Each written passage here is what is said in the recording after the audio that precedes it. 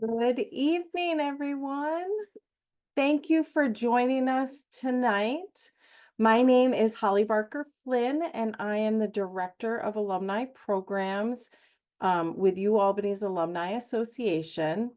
I am thrilled to be here this evening for our Careers in Government and Nonprofit for communication majors here at the University of Albany. We really appreciate all of the students and for joining us today, and for all the faculty members in the communication department for promoting the event. But we are most especially grateful for our University at Albany alumni panelists who have joined us here this evening. UAlbany has a vast network of alumni with over 210,000 alums across the world. And this evening we have our panelists, and Dr. Kenneth Levine is going to serve as our moderator. So I'm going to ask Ken to join us. Ken is an associate professor in the Department of Communication. In general, his research interests include organizational communication, small group communication, leadership, and political communication, as well as the intersection of law, media, policy, and communication. More specifically, a good deal of his scholarship focuses on careers and where we learn about the world of work. For example, he has conducted multiple studies that explore what is called vocational anticipatory socialization, or VAS. We appreciate him moderating this evening. Without further ado, I'll turn things over to Professor Levine. Well, thank you very much, Holly. It's a pleasure to be here, and I'm excited to be part of the panel on careers in government and nonprofit. And I'll start by asking our four panelists to turn their cameras on and introduce themselves. We can go in alphabetical order. Start with Natalie. If you could just introduce yourself and tell us a little bit about what it is you do. Yeah, thank you. My name is Natalie Cosentino. I graduated from UAlbany for my bachelor's and my master's in communication, so I'm really excited to be back today. I work for the International Society on Thrombosis and Haemostasias, or we shorten it to ISTH, and I'm on their meetings team. So ISTH is an international medical association. So we work with doctors and researchers, scientists, all in the hemostasis field. I help plan their big conference, but we do a lot of other work like advocacy about blood clots. We do a lot of education for early career people, as well as people from lower income countries. And I am part of that team, so thank you. Great. Well, welcome. Next, we have Michael. Thank you, Professor. Good evening, everyone. My name is Michael Heltzer. I am the Director of State Government Affairs for BASF. BASF is a leading global chemistry company. Prior to working at BASF, I worked for an intellectual property trade association doing government affairs, and before that was an employee of the New York State Assembly, and graduated UAlbany in '92 and received my master's degree in '94. Great. Welcome. Next, Charles. Hello, everybody. It's good to be here with you. My name is Charles LeDuc, and thank you, Professor Levine, for moderating this. I graduated UAlbany in 2009 and again in 2013 with a focus on political communication. I currently work as the legislative director for Assemblymember Deborah Glick.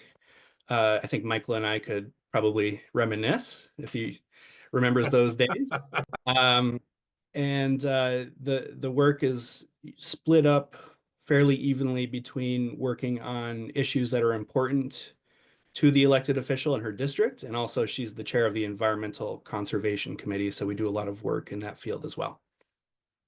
Great. Well, welcome. And last, Sadia. Hi, I'm Sadia Zapp. I'm currently the Managing Director of Communications and Content at the Breast Cancer Research Foundation. I am a proud UAlbany alumni from 2007, and I'm just thrilled to be invited to join this conversation again. UAlbany was very, very formative for me, and certainly had a huge impact on the trajectory of my career over the last 18 plus years, I think. Great. Well, welcome to you and to all the panelists. My goal here is to have more of a conversation than simply a question and answer, so feel free to join in. But the first question is, how did you get into this type of role, this type of position? Was this something that you thought about when you were at UAlbany, or is it something that developed later? And I don't know, Sadia, you can start. Sure, I'll keep going. So for me, I think it's always been something I've been aware of for a really long time. I went to high school in New York City, and as the process goes, you apply to high school when you're a city kid. And I went to the high school for health professions, and part of our requirements to graduate was to volunteer. And we had to volunteer, and I think it was in our junior, like through the sophomore, junior, and senior years. And that was my first introduction to working in the nonprofit space because, of course, that's where we were volunteering. And that was quite formative for me. And so I always had that seed planted.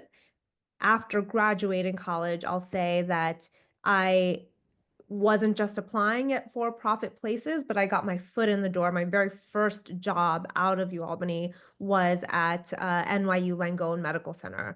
And something to keep in mind is when you're talking about nonprofits, the concept of nonprofits is super broad, right? We're talking from anything from small little grassroots organizations to major healthcare systems like we have in New York. As New York State, most hospitals are all categorized as nonprofit, just the way that laws are structured. So that's where I got my foot in the door. And I think that my key takeaway, I'll leave this before I pass it on to someone else, is that getting into the nonprofit space is not, I think that there's a lot of misconceptions around it, a lot of misconceptions that you're sacrificing pay or you're sacrificing something, but you're really not.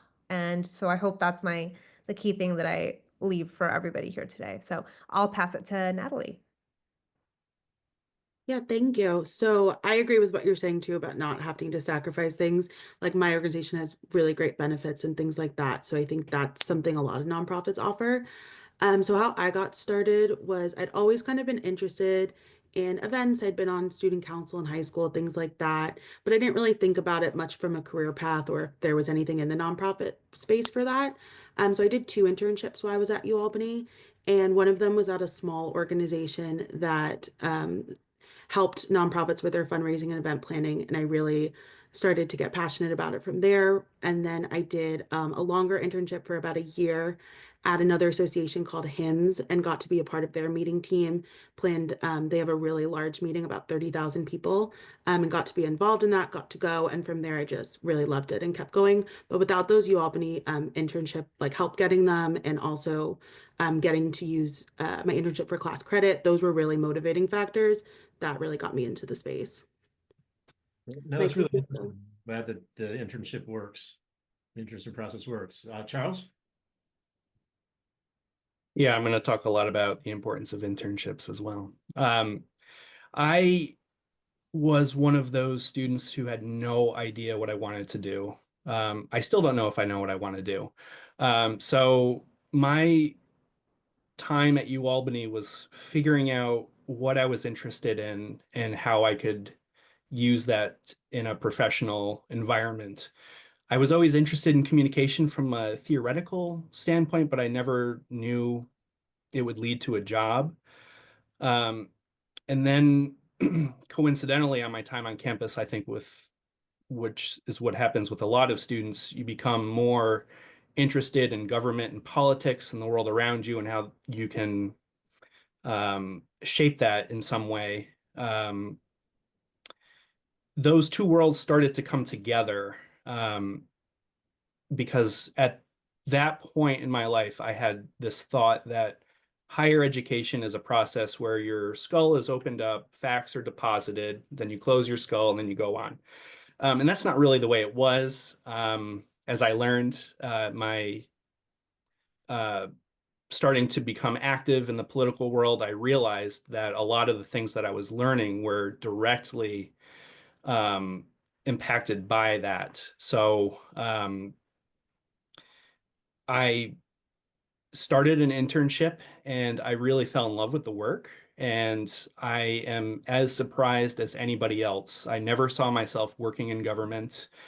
I was actually pretty apolitical when I was a freshman in college, and that quickly changed. And when I started to hone my focus a little bit into the political world, I never even saw myself on that side of the table.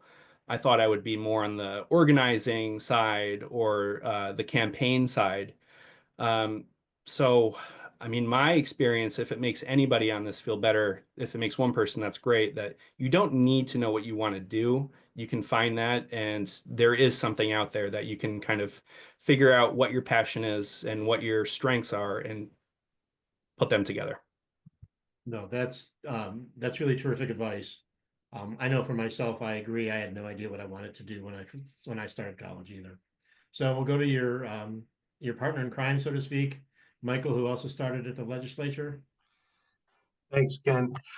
Yeah, for me, I always knew what I wanted to do. I grew up around government and politics, grew up in Rockland County, New York, and my father was part of, we won't call it a political machine, but he was active, shall we say, in Democratic politics, and really went around with him getting signatures on petitions candidate petitions at a very early age. He and my mom were both history and government teachers, so I really got the taste for it very early, and went to UAlbany and majored in political science, minored in communication, and then combined the two and into a master's degree, into a polycom and along the way, as I said, I worked for the legislature.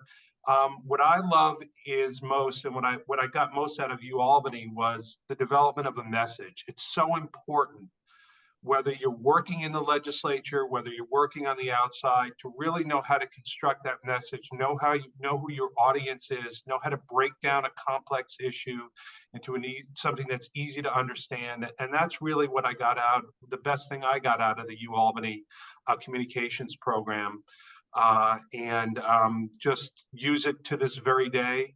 And I'm really glad, as I said, to have the opportunity to share my experiences with all of you. Great. So sticking with you, what's a typical day like at BASF? It depends on the day. It depends on the capital that I'm in. My role is a multi-state role, and I'm responsible for the program across the country. So if I'm in Albany, for example, it's meeting with folks like Charles and other offices in the LOB. It could, if I'm working in the office like I was today, there are a lot of trade association related calls. BASF is a member of many different trade associations, just given the scope of our business and the customers that we serve.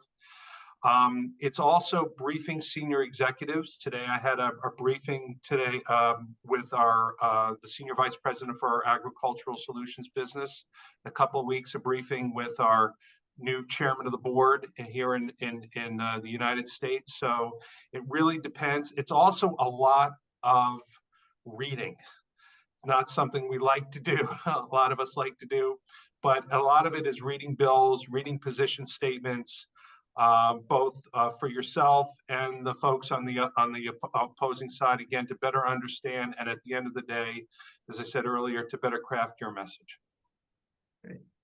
Jump over to Sadia. What's an average day, a typical day like for you? Sure. So, well, it's interesting. BCRF is quite dynamic. We are focused. So the Breast Cancer Research Foundation, where I am now, all we do is raise money. We raise money to provide scientific grants to institutions around the world, globally, to about 260 scientists around the world.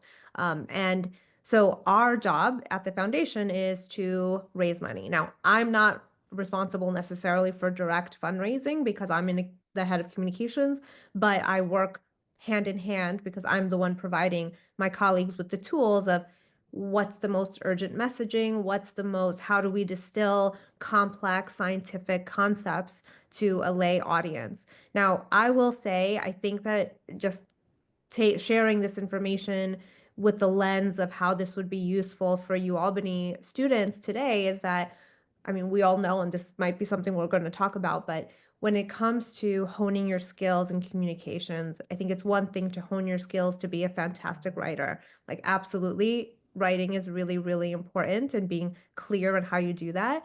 Nowadays, certainly, we have a lot of tools to help us out, right? Like, everyone's using ChatGPT to make this email better or whatever it is. I think the way to also stand out and using your time at the university is also figuring out public speaking, because that's also for me a huge part of my job. I find myself in the role of presenting constantly, whether it's to corporate partners or to internal stakeholders or external stakeholders, donors, board members, all of that. And like, no one's going to speak for you. Like, you have to be able to learn how to speak clearly and compellingly to tell the story of your organization and mission. But like, ChatGPT is not going to do that for you, right? Like, they might be able to write a good, grant proposal, but that's probably it. So that is my one piece of advice there as far as what your day looks like. I think that you can set yourself apart and set yourself up for success by honing in on, like, communications is wherever you end up and whatever job you do, whether it's in comms or any other type of role, is so critical to success, right? Because if you're an accountant, it doesn't matter if you go into accounting, but if you have those communication skills, you'll still be likely to be more successful if you're able to communicate your successes to the best of your ability, right? So I don't know. I don't know if that answered your question, but mainly my typical day revolves around working with a lot of different departments and teams on how best to get their message across, to inspire donations for us, really. So we'll skip down to Natalie. Is that a similar thing for you? Yeah, I would say definitely the public speaking aspect that Sadia was talking about. I took a public speaking class at UAlbany, and I always think about how well that prepared me, because you do have to do a lot of presentations and things like that. I also related to what Michael and Sadia were saying about just doing a lot of different things. Not every day is necessarily the same. You wear a lot of hats. Even especially with my job, it's very kind of seasonal. Right now, our big annual conference is coming up in June, so we're really starting to enter our busy season and have a lot of things going at once. Whereas in some of the quieter months, you can really focus on more of the projects. So I think having that kind of balance, and if you're interested in something that doesn't look the same every day, I think associations are a really great place for that. A lot of times they have a smaller staff and a lot of just activities that they handle. So there's a lot of opportunity to try new things and take on many different projects at once and kind of keep all those things balanced. Great. Charles, what's a day like, and a typical day like for you, if such a thing exists? Yeah, I'm very happy to talk about that. But first, I just want to emphasize what Sadia just put a point on, and everybody emphasized that, having a background in communication is really valuable, because communication is the basis for most things that everybody does. So I thought that was a very important point to emphasize again. One of the things that I love about my job is that a typical day means that it's just not like yesterday. My job, like Natalie said, is similar to hers. It's very seasonal. There's a legislative session where everybody's running around like crazy all the time for half of the year, and then the other half we can kind of recover and get ready. So on a session day, there's always a full calendar, and we're meeting with people from so many different issues. Each meeting is just like windshield wiper brain. It's just, you're getting a budget request for something, and then you're talking about a deep policy issue that's totally unrelated. And then on to the third thing. There's a lot of reading, as Michael said. That's just unavoidable. There's a lot of just reading bills and analyzing them. But there's also fun things too. There's a lot of, people feed us a lot, which is great. There's a lot of luncheons and cocktail hours and stuff like that. That's fun. And there's also just a lot of research involved. So you get to do a little bit of everything. There's a lot of meetings, handshaking. You've got to be able to just listen to people and really understand where they're coming from, because people come to the legislative office building with such different perspectives on the world. And we all have our own perspective, and we have to be able to listen when other people share their experience, even if it doesn't align with our preconceived notions, which is a challenge sometimes, but it's a very important part of the job. So it's very fast paced, and I would say, on a 5-day week or a 6-day week, maybe, 2 days are similar to one another, and that's about it. Thank you.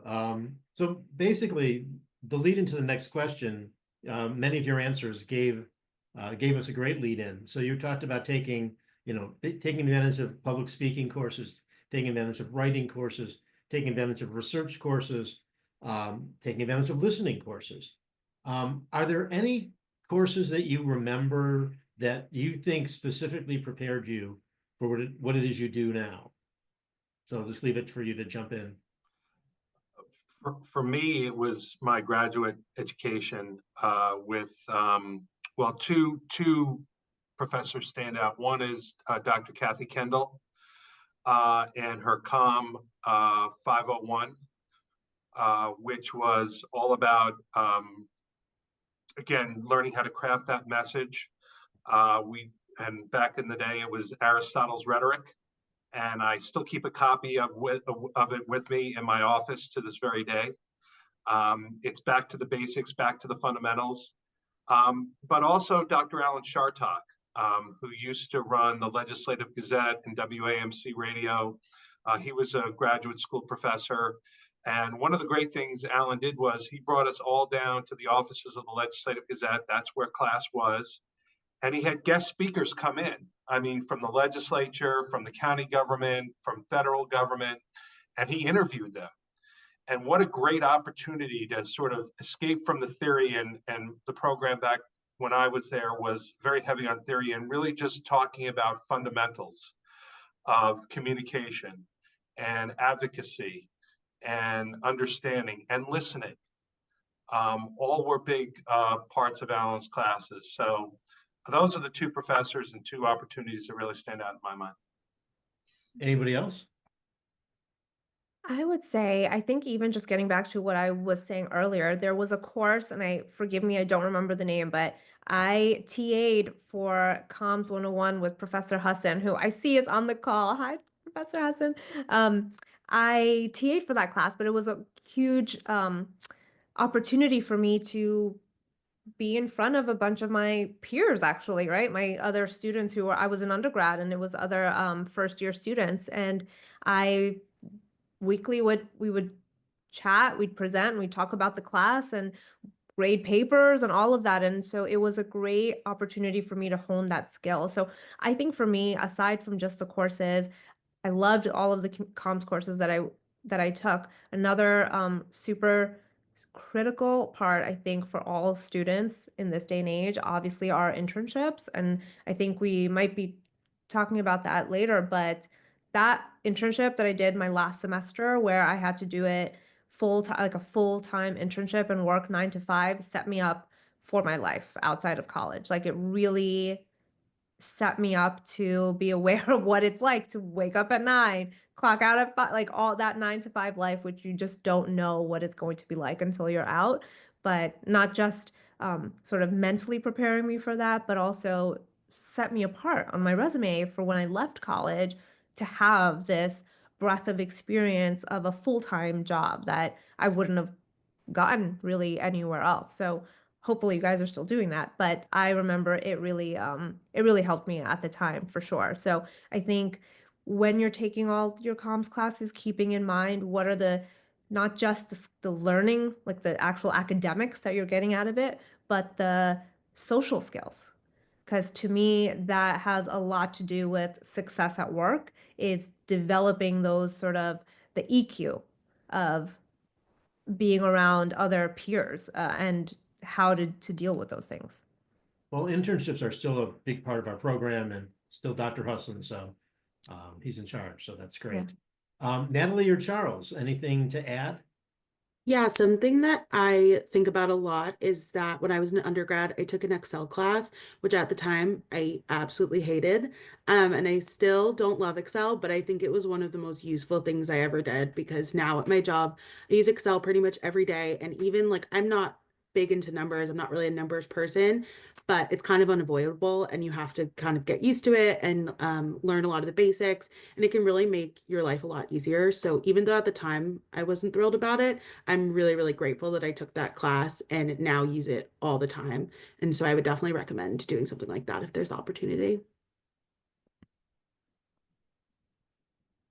I also TA'd for Professor Husson. Hi, Professor. Um,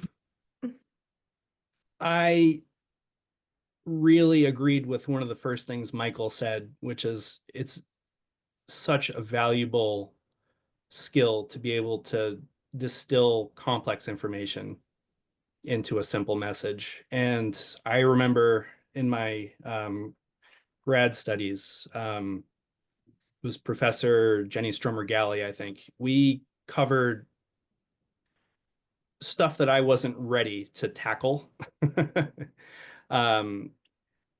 She really challenged us. And then I remember she surprised us with a project, which was no research papers, no collecting data, just write me a paper conversationally that explains this as best as you can. And it was one of the most challenging things I had done in school because I think we all get used to, in the classroom, a frame of mind that you have unlimited time. You can, you know, sit in the library for 12 hours at a time if you want and just come up with everything you know on a topic and lay it out as best you can. But in the professional fields, I think that we all work on here, you don't have that luxury. And sometimes, you know, for me, for example, you know, there will be a, you know, a very complex 30-page bill, and sometimes you have 2 minutes to talk about it.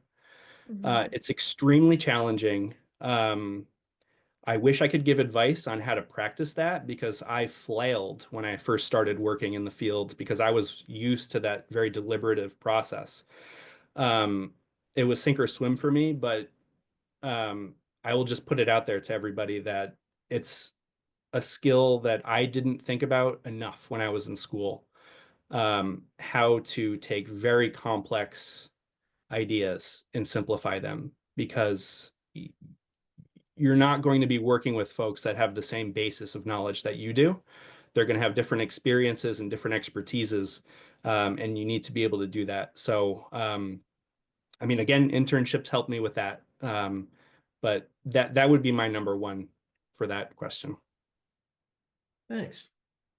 So we'll stick with Charles for just a sec. In 1 or 2 sentences, what's the favorite thing you do and what's the least favorite thing you do? Well, the least favorite thing, you know, the discomfort comes to mind quicker, I think, for humans. The least favorite thing I have to do is give bad news to people. Like I said earlier, when in the legislature, you're dealing with issues that are before you because people can't agree on the solution. So you have to be able to tell somebody that, yes, I understand you're passionate about this, but that's not going to happen. And so what do you really, what's the opposite? What's the thing you enjoy the most? I get to do work that I care deeply about. I get to help people, and I get to work on legislation that I think makes a difference to the people and the planet and the next generation for keeping clean air and water and a healthy ecosystem for the planet. Wow, terrific. Michael? You know, and this is not just sucking up to Charles, but I actually like doing direct lobbying. You know, I don't do it every day just because of the legislature and legislative staff, just because of the nature of my job. As I said, I'm sometimes doing presentations to executives. I have a lot of administrative responsibilities in my role as well, but the actual hands-on lobbying is probably my favorite part of the job. And breaking down, as we talked about before, the message. One piece of advice I would give was given to me by a former CEO is, what are the 3 things that you want the governor, the legislator, the staffer to walk away with at the end of the day? That's how I, go back to discussion we had a little earlier, sort of what I go by, and when I'm actually doing that hands-on lobbying. My least favorite thing to do is probably doing PowerPoints. I just seem to be like Captain Clipart. And while everybody else is, putting together these fancy slide decks, I'm just very basic and hands-on. So that's probably my least favorite thing to do, I would say. Thanks. That's good to know. Natalie. I would say my favorite thing is when I get to go on site for our big conference. First off, the travel aspect has been really cool because we're an international society. So getting those experiences, but also when I'm on site, it's all the culmination of all our hard work. And it's really nice to see such like a tangible product. Like you've been working for months and then you see the results and you get to be the person when there's a problem on site that people come to and solve it and help and really use like all your expertise at one time. So I would say that's my favorite part. And then for least favorite part, I would say when we have to do things with the budget, because it can be so challenging. Since I'm on the meeting planning side, I'm really into the experiential part, trying to get the attendees to have the best possible experience. And when you have to put that up against the reality of the budget and making sure we're making the money to do our mission-driven work, it can be really stressful. So I would say any kind of the budgeting finance stress was my least favorite part. Yeah, I can understand that. I think many of us can relate.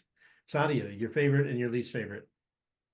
Sure. So, my favorite part of my job and currently and in the nonprofit sector is that like mission-driven work like just will always make you feel good because at the end of the day, no matter where you work, if you're in the corporate sector or in the nonprofit sector or governmental sector, you'll be working hard. You're going to have late nights. You're going to have times where you're away from your family, you're away from your kids, you're whatever it is. And it's going to be stressful. You're going to be stressed out. But one thing I learned very early on, and I to this day really believe in, is that if I'm going to be stressed out, because I will be, right?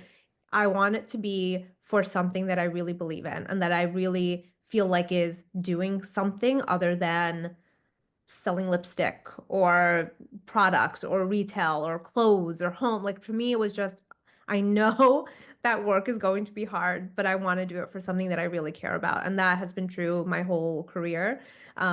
So that's number one. So that's what I love about my job is because it being mission oriented, I know that when I'm working really late or if I have to leave my son at home, that I'm doing it for something that I really believe in.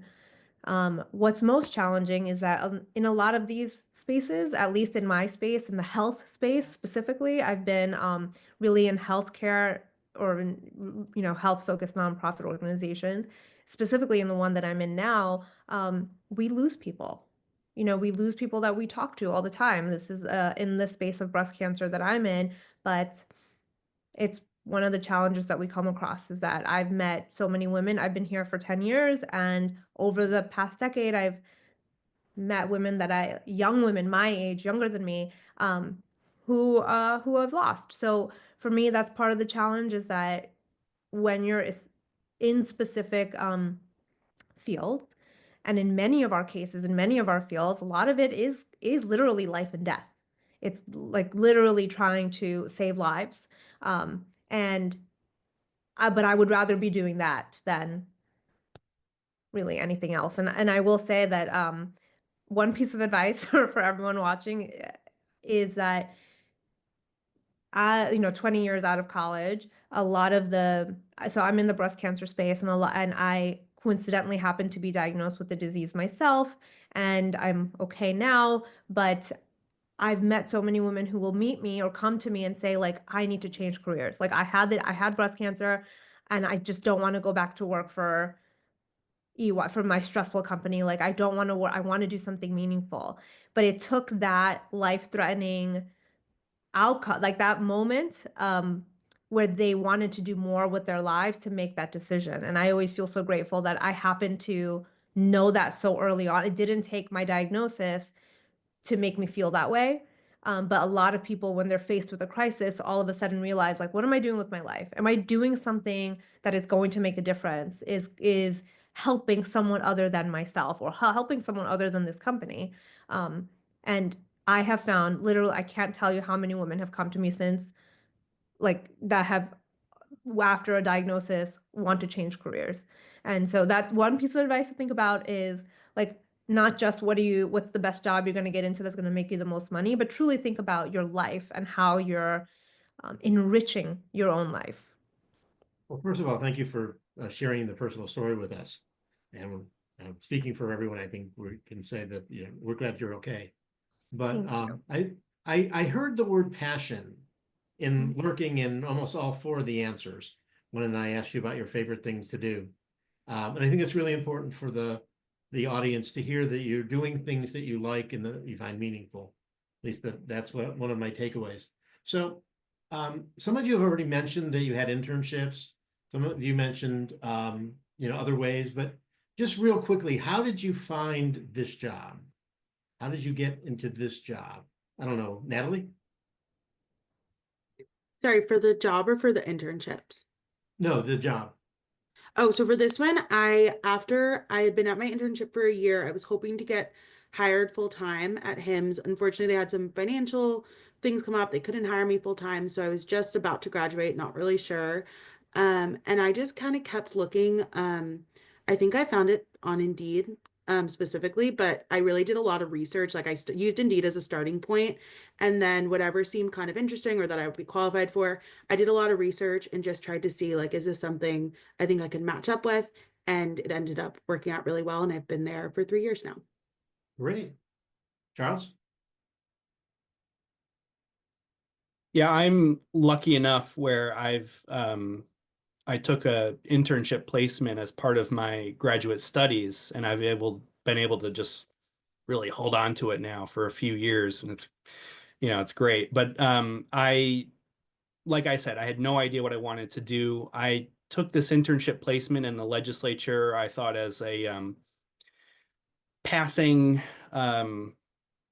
experience that would show me why I didn't want to work in government, and I was proven wrong very quickly. The work is very fun, albeit very stressful.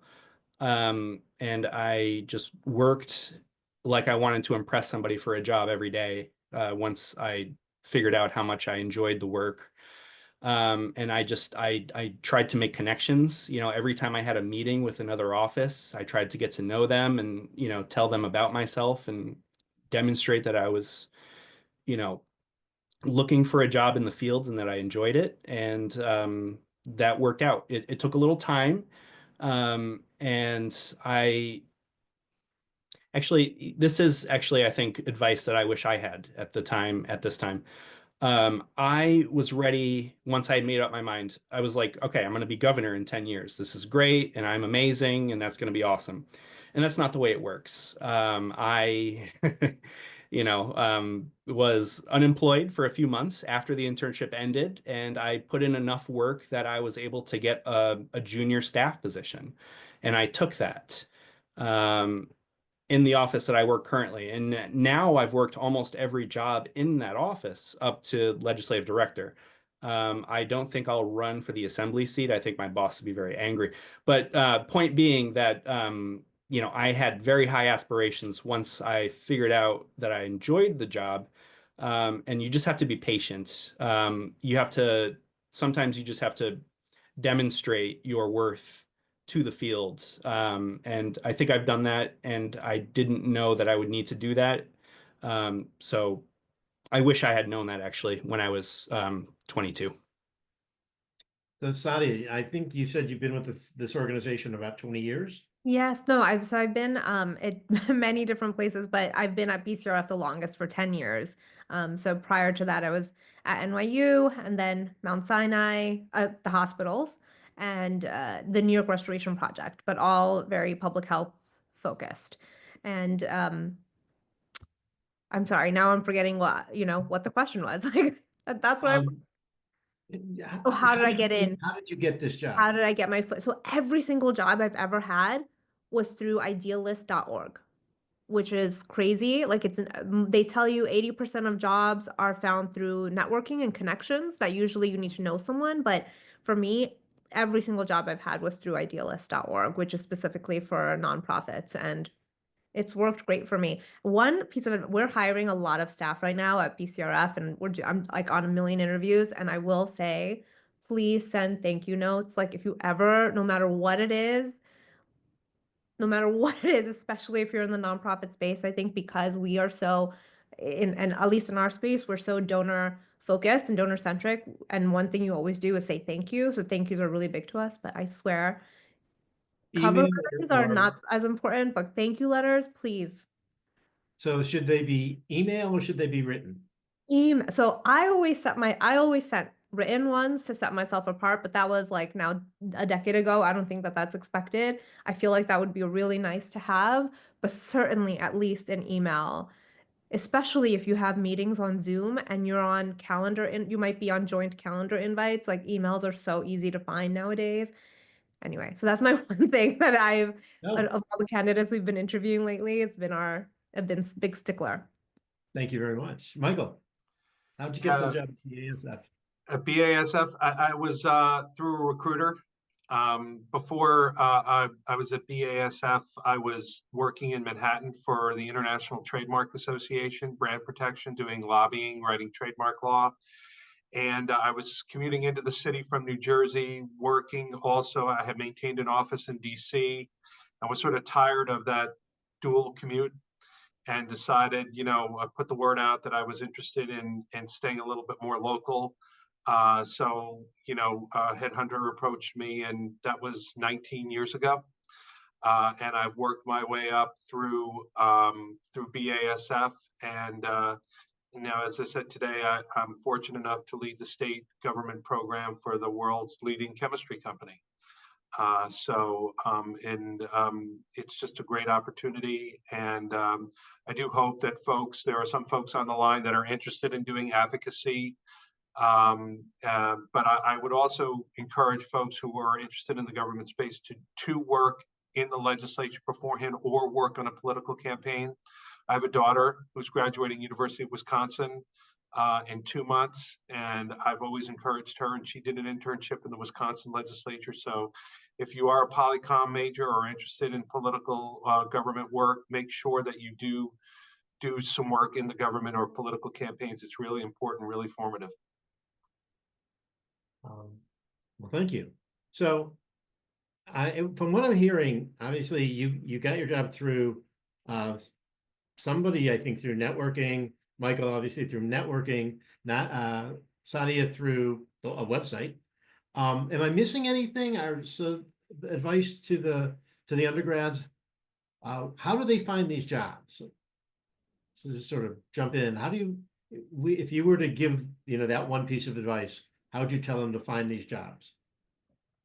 I mean, everyone jump in. I know that I used Idealist. I think there are so many settings where you can choose what kind of jobs you're interested in, what level, what field you're interested in, and get alerts. And that's how I got, like, literally every single job was because I got an alert as soon as a job was posted and I applied right away, because you have to do it timely. A lot of times jobs will be up for a really long time. But they've stopped really looking. So for me, it's just that tenacity. It's like just really being on top of what jobs are becoming available immediately. So ideally, if you sign up on Indeed and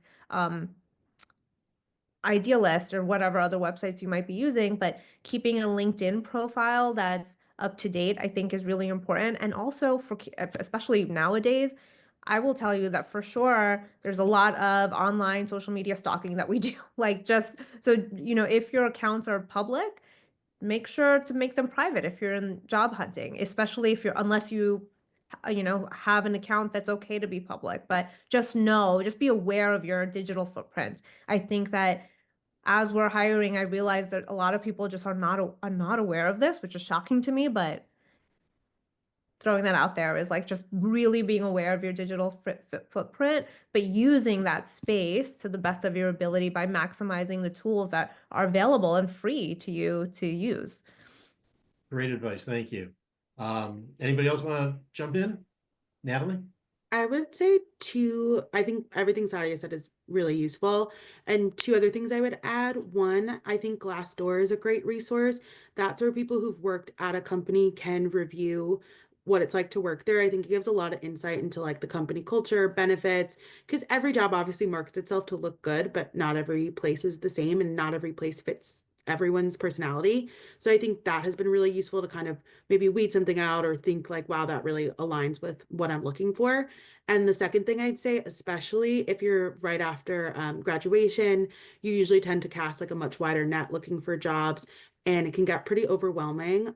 So I would recommend keeping a spreadsheet of all the jobs you applied to, like what day you applied to them, what site you used, anything like that. And if you hear back from them, I think it's a good way to kind of keep track. You don't get lost in all the applications you sent or who you heard back from, who you interviewed for. And it's a really good kind of resource for yourself, especially if down the line you're looking for another job, you can kind of see maybe things that matched up from your previous interviewing and things like that. So there's that Excel class you took again. Charles? I don't know if I have a lot to add other than what everybody else has said, except for my current position. I landed through a connection, but it was a connection that I was not expecting. It was a meeting that I held with somebody that turned out to be the person who trained me to take over their job.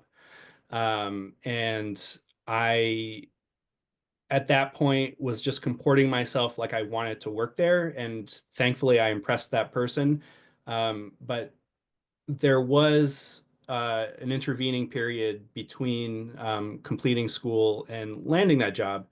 And I did cast a wide net for applications, and it was some of the interviews were very sad for me. I've got to be honest, and I was beginning to think like, maybe I got to go get that PhD to get a job or something. So I went through that process, and it just so happens that because I comported myself in a certain way, and to a previous point, I similarly to locking down your digital footprint, I was acting professionally and didn't embarrass myself and put my best foot forward just all the time when I was in a professional environment, and that led to a job, and I was not expecting that. Great advice. Thank you. Michael? Yeah, LinkedIn alerts are great. Setting that up. For the field that I'm in, Public Affairs Council has a great jobs board, which is great. So that's pacjobs.org, I think it is.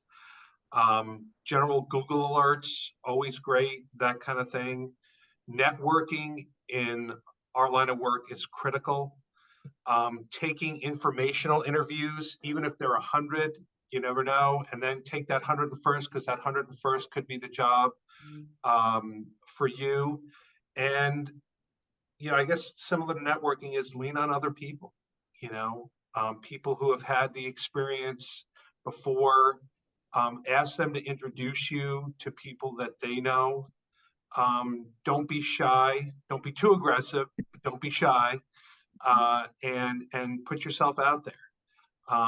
Because if you get the right job, and I've had 3 incredible jobs since I left, college, it's a wonder, and you have so many incredible experiences traveling, meeting interesting people, presidents, senators, congressmen, assembly members, and it's just and seeing so much. It's just a great opportunity, and take advantage of it. Thanks. So I'm just going to ask each one of you to give like a 30-second closing statement before we open it up to questions. But we can go in that same order we did at the beginning. But just one more piece of advice you have for the students, or one more piece of information you have about your job, just something, again, to leave, like I said, your closing statement. And I think we started with Natalie. So Yeah, I would definitely encourage everyone who's interested to check out the nonprofit space, government space, particularly like I work for an association. I think there's a lot of jobs that people don't know about that aren't necessarily everyday typical jobs within that. Between there's a lot of marketing opportunities, sales, people who focus solely on exhibition halls, programs, science, all different types of things. So I think there is something for everyone, and I would definitely recommend taking a look more at associations and seeing if that is a field that would be right for you. Thank you. Michael? Choose something, if you're able to, with diversity. One of the things I love about my job and have loved about the jobs that I've held is that they just had an incredible amount of diversity, the people, the experiences, the issues. So it never gets boring when you do something like that. There was one other piece of advice is build bridges. That's so important in your career. And remember contacts. Sadia, you had a great piece of advice. Always remember to thank people after a meeting, send a note, follow up information, what have you. Really focus on those types of things. Thank you. Charles? When I was still a student and early in my professional life, I had imposter syndrome very strongly. And that caused me a lot of unnecessary stress. And I did not need it, and I didn't deserve it, and I shouldn't have had that. So I think that's a fairly common thing for students and people in the first part of their career. You are amazing and you can do hard things. Just go and do them. Everybody started, and you just need to start. Just get started and go, and you will find your mastery in what you do. You don't need to possess it when you start. Great advice. Thank you very much. And Sadia, your closing statement?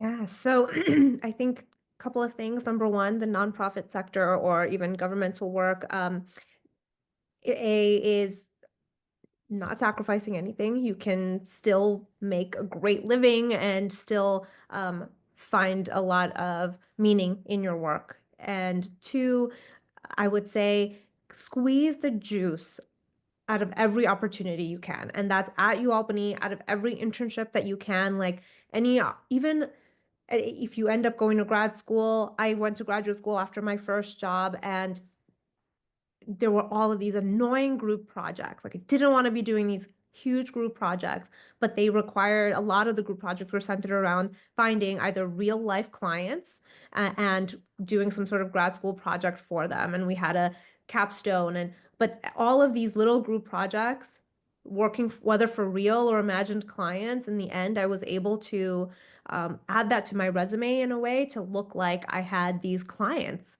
that I did this work for. And that if you have those opportunities in undergrad, please do them. If you have them in graduate school, take them. So I think that's my advice, is like whatever you can squeeze out of learning, whenever you can have an opportunity to learn, like just go for it and do it. Well, thank you. So we have some questions from the audience. I'll read the question, and whoever wants to respond, great. So the first question is, what kind of specific skills specific to the realm of preparing to speak to stakeholders help you in high-profile moments in your work?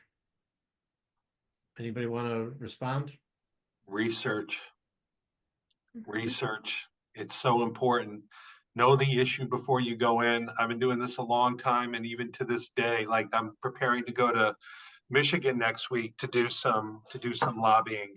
I have my 4 issues that I want to talk about, and under each heading of the issue, I have, as I said before, those 3 or 4 bullet points that I want, and focus on those. Do your research, know your facts, know your figures, because that will help you a great deal to make sure that your audience understands where you're coming from and why you're so passionate about what you're doing.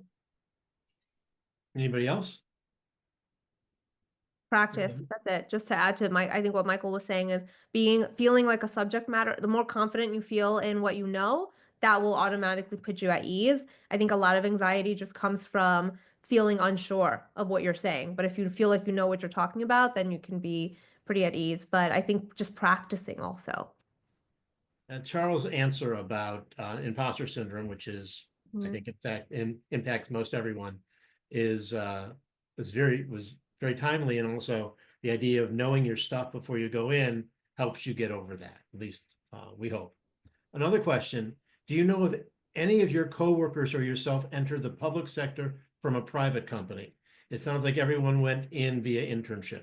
I'd like to know how people who only have corporate jobs or internships can get into the government space.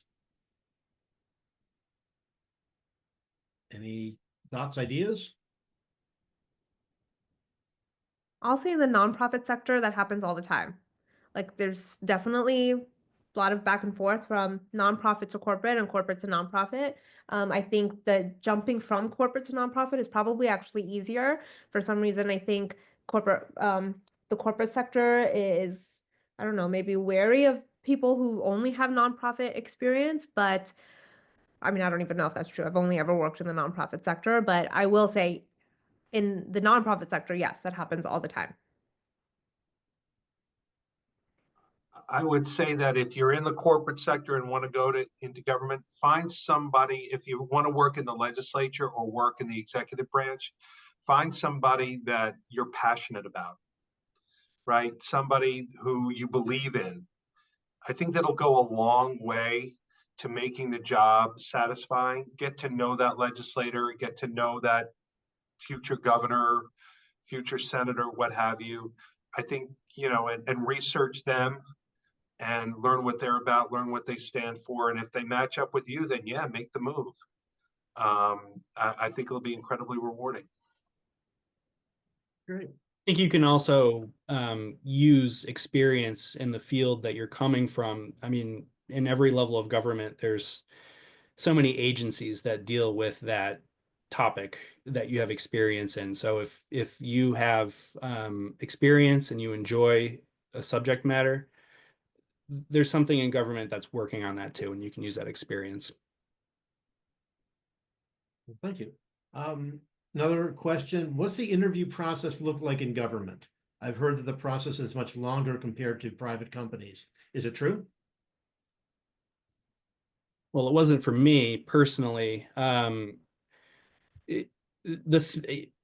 I'm just coming from my personal frame of my experience, but the legislator that I work for had a very informal interview process. But she's one of 212 in New York State. Each state has, many, many others. And then there's, DC, and they all have different processes. So to Michael's point, I think, especially in government, when you work, for an elected official, a lot of the work and the culture of what you're doing, it comes right from the elected official. So, I happen to work for one that had a very informal interview process.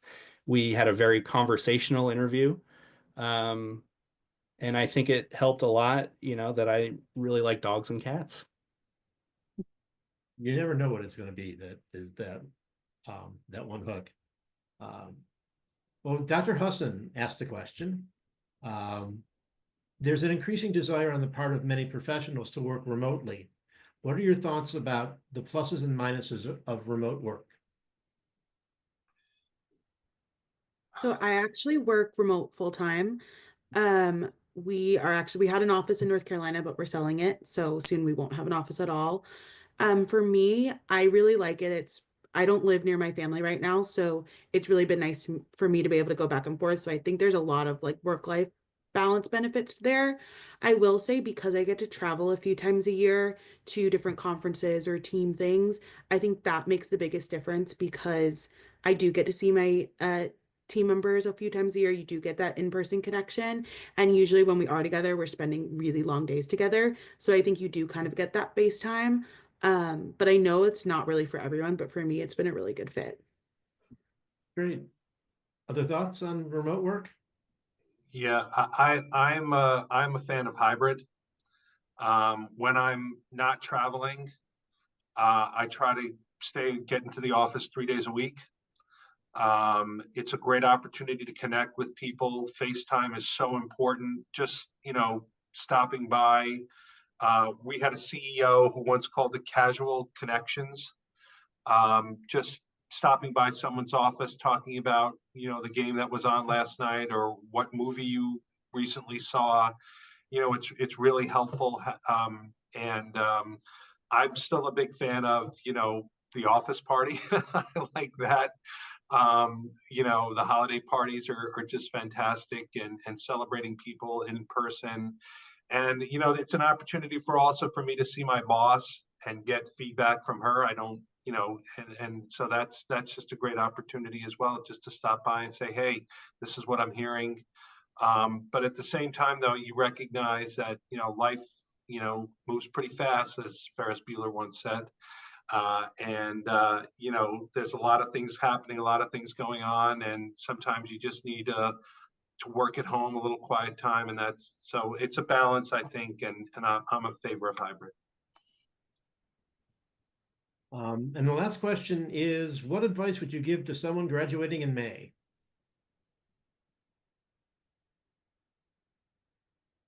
I mean, I think we've all said a lot of it, but mainly is like however you can optimize your resume by getting that experience, like get that experience. I feel like there's really nothing else to replace that kind of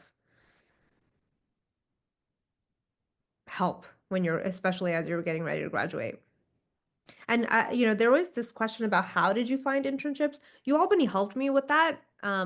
So I think leaning into the university for help, for sure, that's what I did, and certainly did help me. So I know that the university has a lot of resources, so that's a plug. My daughter is graduating in May, as I said, and I tell her network. That's the most important thing, I think, is just to network as often as you can, and through LinkedIn, people that people that friends know, family knows, and try to make those connections. Well, on behalf of Patricia and Holly, I just want to say thank you. Your answers were interesting and thought-provoking. Made me think about some things I can talk about in class. Well, a lot of things I can talk about in class. I'm teaching Com 100 this year, so there's a lot I can bring. So thank you for taking the time to be with us, and I'll turn it back over to Holly.